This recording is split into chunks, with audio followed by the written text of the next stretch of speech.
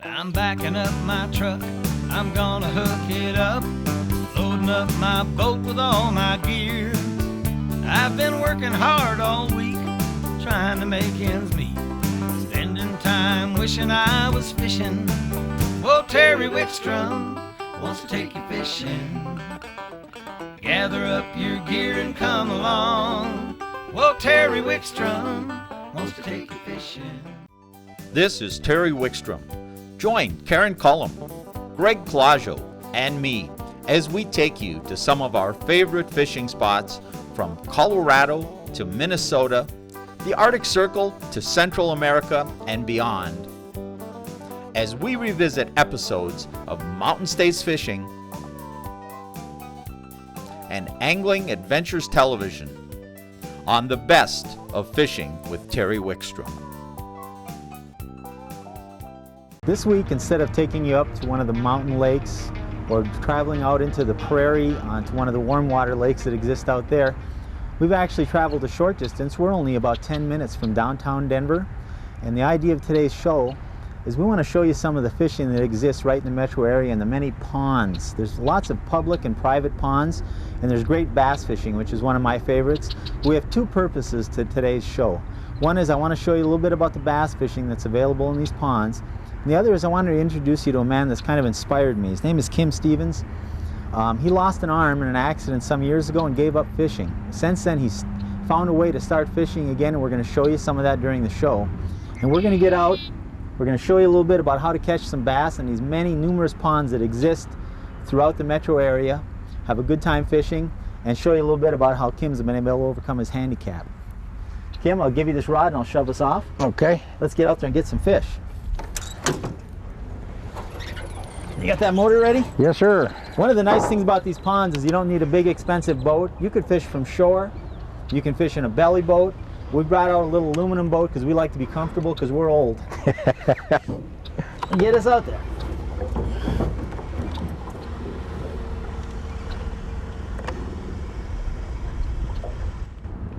There we go. There it is. Oh no, I missed. Oh, no, I don't know if I missed him.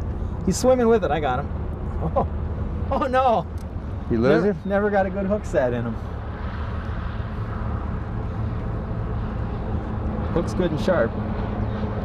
All he did was, he swam with it. When he hit the plastic worm, he swam towards me, and he just kept, it was a fairly good sized fish, and it felt like there was almost nothing on for a while. And because he was coming towards me, I was never able to get a good hook set on him.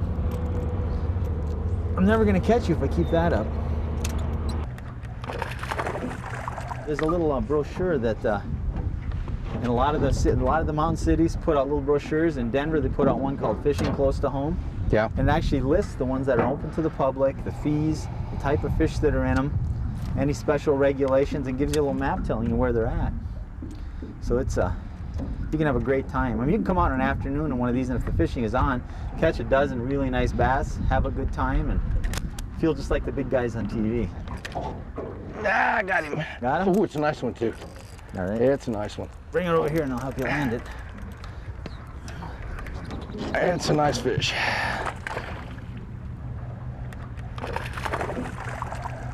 Trying to keep the boat square here. Let's see if I can keep his head up here. There we go. Watch it, that's only 8-pound test. There we go. That's a little one. What are you wasting time with these little ones for? Yeah, okay. Oh man, you got him hooked good. You know what? One thing I didn't bring today, I think, is my pliers. So there you go. Got it. Thanks, sir. Nice little pond bass. Mm-hmm. Just look at the health and just the color.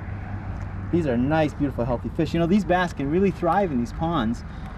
They're warmer. They spawn well in them, and as long as there's some forage, I imagine they eat a lot of crayfish in here.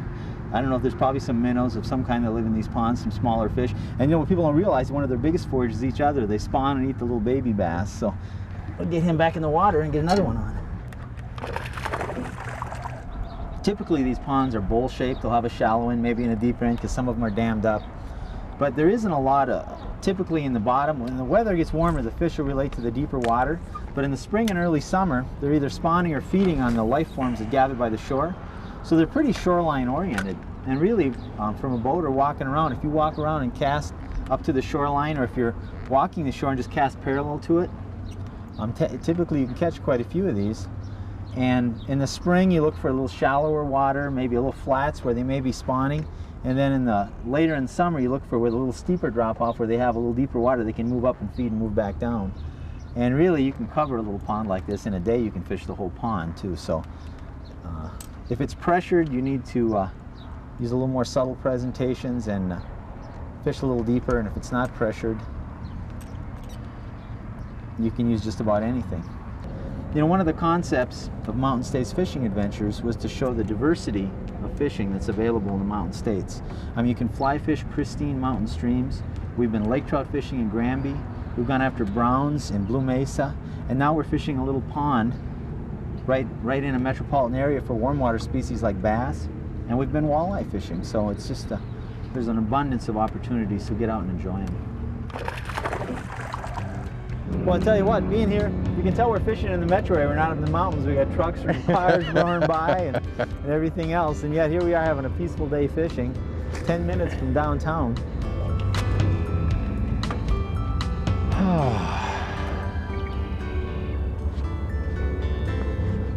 Wonder if they'll miss me at work this afternoon. I don't know.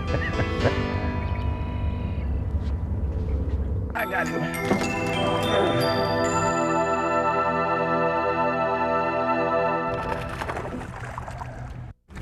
I've got our tournament strength power worms, and these are 7-inch swimming tail. These are also available in a flipping tail, but the flipping tail has a real rigid tail and you have to really work it. This has that nice subtle tail that kind of swims in the water.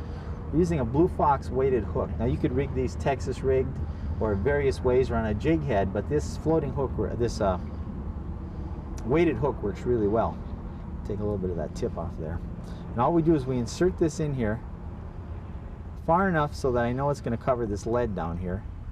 I bring it out right there, slide that up on there, and I slide that up and get it right over there, turn it here, and then I look to see where that hook is going to come through the worm, and I kind of mark it with my finger, and I go straight up there like that, so the hook is actually up above it like that. Then I go back and push that into the skin. Now what I've got is a good straight presentation that'll swim. It's weedless. You can pull that right through the weeds, and when a fish picks that in his mouth, he's got almost all soft tissue. It feels like something alive when he picks it up. And it's got one heck of a scent on it too. Let's catch some more fish. I got one. Him? Good Yeah. boy. This Set one. that hook. Oh, There you that's go. a nice fish. There we go. Whoa! Don't want to lose this one. That's a nice fish. God, I hate this. Where were these fish when I was fishing tournaments in my younger days?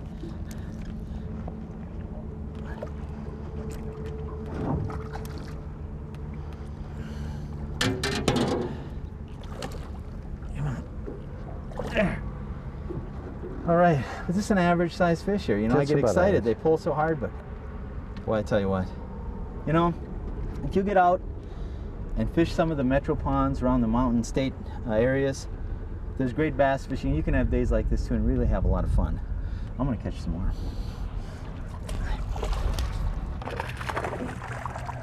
Let me show you a little bit about the technique we use when fishing these plastic worms. As I said, this one kind of glides down instead of sinking. The key to get this out is cast it out and we'll let it sink. You know, I'm not sure we cast it in a good spot for a fish, but I want to show you. Now watch the line. And when that line goes slack, I'll know that that worm is down on the bottom. And now what I do, I don't reel the worm up to swim it in. I move it with the rod and then I reel down on the slack. The purpose of that is if I'm turning the reel handle, I can't feel the fish pick it up. So what I want to do is just carefully and slowly crawl it along the bottom, maybe lift it up a couple inches, and as it's falling down, I reel the slack and I watch the line. If that line jumps at all like that, oh! That's showing a demonstration. I just missed. That was a nice fish too. I mean, he picked it up right by the boat, followed it up, and I was so busy talking to the camera and telling you how to do it that I missed the hook set. Should we try and see if he'll hit it again? Sure. We just got done landing a big fish and it really tore up this worm. But a lot of times you don't have to throw that away and get another worm. The old days we used to say we'd bite a piece off the end of it, you know, with this bait, it's all scented and flavored. I don't really care for that too much. But what you can do is break a little piece off. The fish don't care if it's a little bit shorter. then you can just restring it again.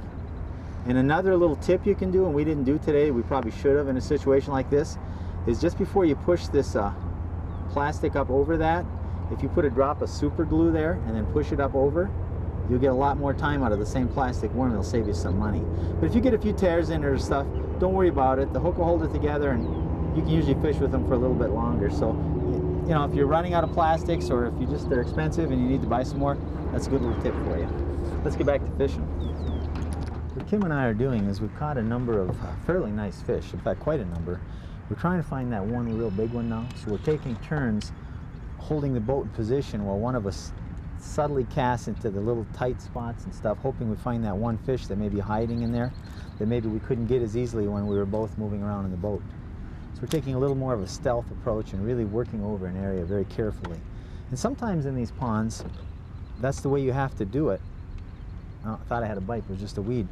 Sometimes in these ponds, it's almost better to walk and fish them because you can, or wade and get out a little bit, because sometimes it takes a real subtle, concentrated presentation. You may cast 10 or 12 times to the same spot. It's not uncommon to cast at least 6 or 8 times before a fish picks it up. So, you know, don't move too fast, and that's one of the things we're trying to say, I guess.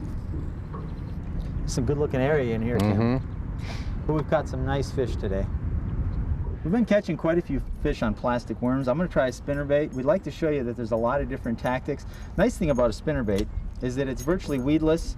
The hook is back here, this wire goes over it. Even a novice fisherman can fish that through the weeds and stuff.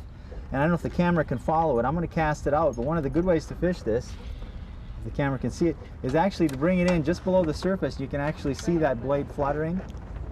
I got one, yeah.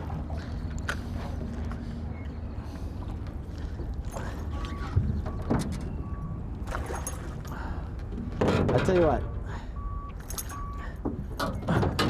what a beautiful day. Oh man, I'm having too much fun. I don't think this is legal. Don't you have to have a license to do this? You do, it's called a fishing license. Oh, is that what it is? Yeah. Boy, he got that spinnerbait good, he wanted it. Boy, he did, he hit it hard. Yeah. Well, I tell you what, these little Crestliner boats are so stable. I mean, we couldn't get my big boat on this lake. We really didn't even need a boat, but it's nicer for filming out of and stuff. And I mean, I'm standing on the back end of this boat up here, and this, what's this, a 14-foot Kodiak, I mean, what great little boats. You don't have to buy a $30,000 boat to go fishing. A person on a low budget wants a boat, can get something like this, buy some inexpensive equipment, come out and fish these small lakes and ponds and really have a great time. Here he is, I got him right here. I got him right at the So do I!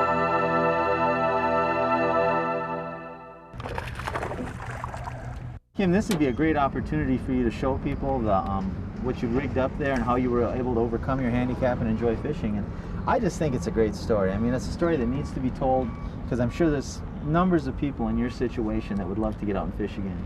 Well, you know, I didn't fish for about 10 years after I lost the use of my arm. And the only reason was I just hadn't figured out how to do it.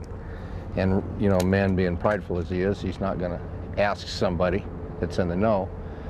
One day I went to open up a fishing lodge in Idaho with a friend of mine. And I looked down on the ground, there's a 1-inch piece of water line. And it just, like a light bulb went on, that I'll bet a rod would slide right into that piece of water line. So I cut a little piece off, ran up to the cabin, got my rod out, stuck it in there sure enough. Went to the auto parts store, got a couple hose clamps, and hose clamped it right to the prosthesis. And I mean, I have caught some serious fish with this thing. I've even got some pictures of a 200-pound shark I caught rigged up like this.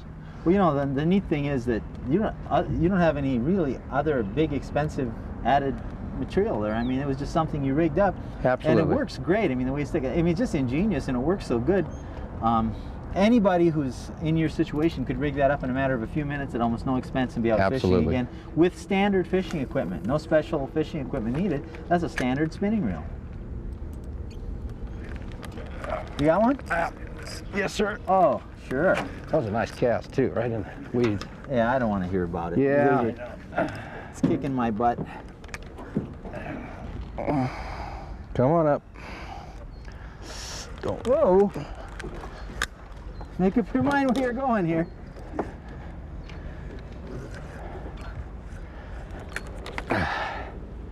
Look at that hook set now. Oh, here we go. That's not bad for an old guy. Yeah. Here he is. Here he is. I got him right here. Yeah. I got him right at the boat. So do I. Doubles. Oh, we got to get off. I got mine. Good, because you're way ahead of me anyway. I needed to catch. Oh, a nice fish. You know you get time. Oh, look at him. Hey, come here. Oh, baby. Come on, come on. Well, he doesn't want to come up. Boy, they're fighters, aren't they? Ooh, nice fish. Yes, sir. Yes, sir. Oh, open your mouth. There. See, There you that's go. what you call a perfect hook set. I want you to look at that. See, right through the, it's just a little piece of skin in the end of the leg like that. That's how I was. Don't hurt him. Yeah, I was doing that on purpose because I knew that with my experience and skills, I would land them anyway. Right. Nice. Nice bass. I mean, I don't get tired of catching these fish. I don't care how many we get. Did I ever show you? Here's another trick. You ever land a bass? You hold them under the stomach like that, and they just, something inside of them, they quit moving. So if you can't get your hand on the lips, you can actually reach under the water like this and pick them up like that, and they won't go anywhere. Then we just let them slide out, and away he goes. I'm catching up to you. Oh, don't get off. Come on, I didn't Bubba, get a very hang good on hook to it. set in them. I don't think it's a real big one. It's all right. Well, maybe it's bigger than I thought. Whoa, come here. Oh, fishing for bass in little ponds. There's no bass in Colorado, is there? Look at that. Oh, it's a nice one. Oh, a jump. I tell you what, the diversity of fishing. I mean, there's so many of these little ponds you can run out to just in a morning or nice afternoon fish. after Nice work. fish. Oh, come here, baby. I mean, that's a, what, 3-4 pound bass? Absolutely. All right. All right. You turn the motor off.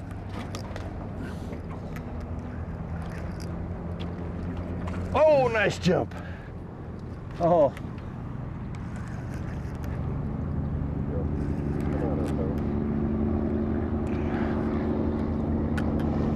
Nice fish. See him in the water there?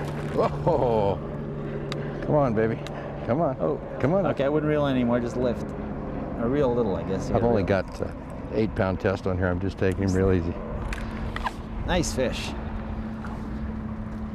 Now don't put a hook in me. You want to be a TV star, you don't put hooks in me. There we go. All right. Nice fish. Oh yeah. I tell you what, these fish are so healthy. This Yeah. is so much fun. It's a nice fish. I'm so mad that you pull me away from a day at the office to come I'll out here bet. and do this. I'll bet. Let him go and get a couple more. Let's go. Hey, How many set for me and how many set for you? I think you're ahead by one only. I think so. It's going to be 2 here real We'll quick catch unless up you real get a worm quick. in the water. Well, I'm going to get a lure in the water here real quick. Oh, okay. I was messing around with some other lures and you got ahead If of you me. find something that works, stick with it till it quits working. Well, you know, when it's like this fish right here. Oh, missed him. no. Let him pull my pants down, but I couldn't catch him. A lot of times when you get a strike, they'll have that energy to pull it out. If the hook isn't right, they'll pull that plastic worm down like that.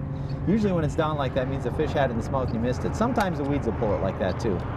That was in a fish's mouth and I just didn't do a good job of getting the hook in. I also brought some other types of baits with we're going to try later on.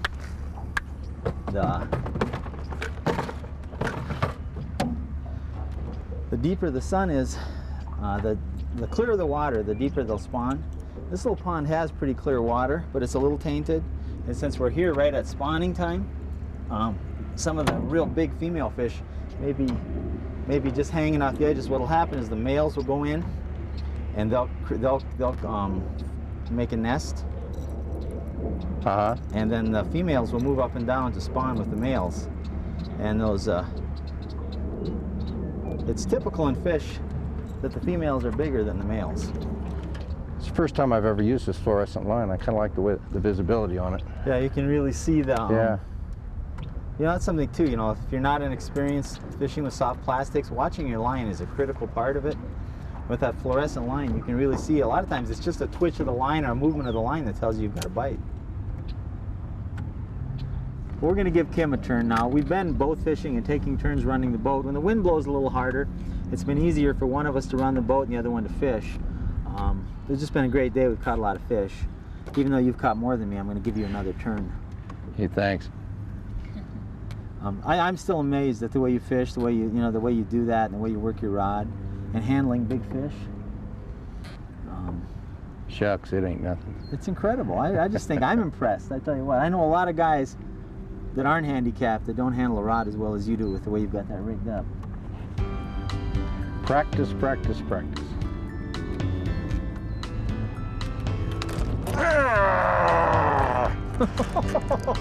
Look at that fish jump! Boy, that was a nice one. He come out of the water 4 Did you foot. lose him? No, I didn't lose him.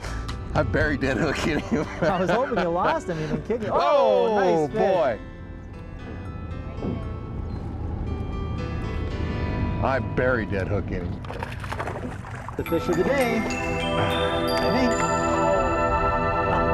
Oh, now that I got it, I don't think it's any bigger than the ones I caught. What a way to end the day. Beautiful. Look at the colors. Rocky Mountain bass.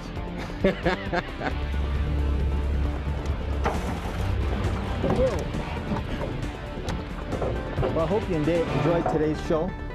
We caught a bunch of nice fish. We had a really good time. You got to meet Kim, and I hope Kim was an inspiration to you.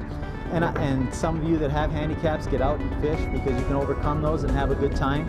And those of you that aren't, or get out and enjoy the numerous ponds and stuff and the great fishing we have. And I hope that Mountain States Fishing has shown you some of the diversity of fishing opportunities that are available. We'll see you next week.